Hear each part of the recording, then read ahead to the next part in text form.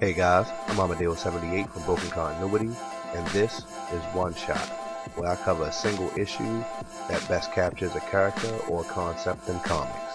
Today, I'm talking about Superman number 701. Written in 2010 by J. Michael Straczynski with art by Eddy Barrows, this was part of the Superman Grounded storyline, which a lot of people definitely have some issues with. However, this particular issue has a moment that I feel really captures Superman.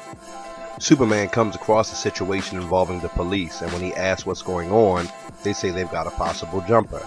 When asked if he can bring them down, his response is, "No, but I'll go talk to them."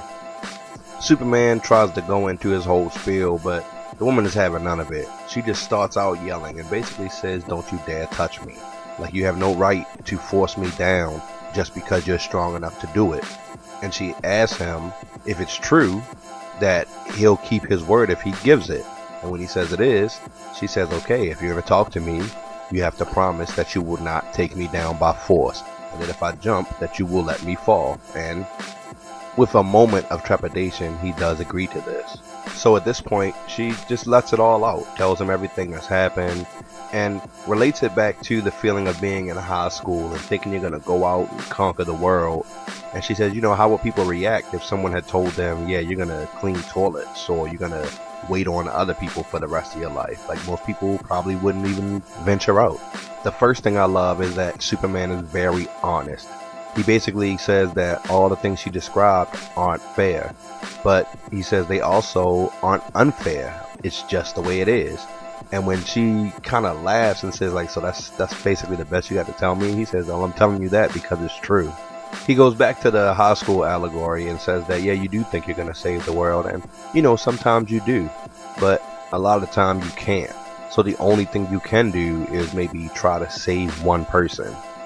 Sometimes saving that one person is enough. However, he says what he knows is that they all have to push back against the darkness. And around this time, the woman says, she just doesn't even want to talk now. Like, her head hurts and she just wants to rest for a while. And so he says, "Okay, I'll be here." And he sits and waits with her through sundown and into the night. At a certain point, the police turn on the spotlights and she says, "They hurt my eyes. Could you ask them to do something?" He uses the heat vision to cut the cord. When she begins to speak again, she mentions that there are a lot of people. And Superman says, "Yes, and I've seen bodies hit the ground. Do you really want to do that to them?"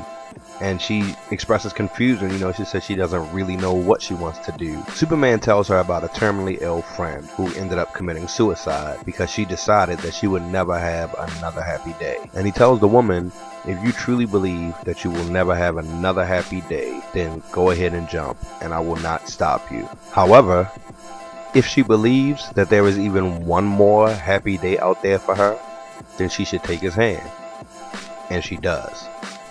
This is great because when people tend to think of Superman, they think of all his power and his potential for what he could do.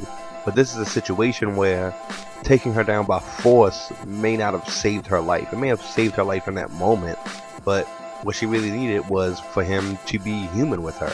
And that's exactly what he did. Anyway, I'm Amadeo78 from Broken Continuity. Thanks for tuning in. Please like and subscribe, and I'll catch you next time.